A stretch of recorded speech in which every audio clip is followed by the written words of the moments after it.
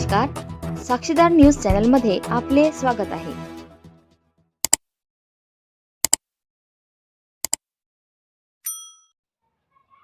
लोकतांत्रिक जनाधार पार्टी मनपा निवडणुकीत 40 उमेदवार उभे करणार। अकोला महानगराचा सर्वांगीण व स्वच्छ विकासासाठी नव्या दमाची लोकतांत्रिक जनाधार पार्टी आगामी मनपा निवडणुकीत विविध प्रभागात आपले 40 उमेदवार उभे करून महानगराचा साचेबद्ध विकास करणार असल्याची माहिती लोकतांत्रिक जनाधार पार्टीच्या वतीने सोमवारी आयोजित पत्रकार परिषदेत देण्यात आली। पत्रकार परिषदेचा आपला मुख्य उद्देश काय होता?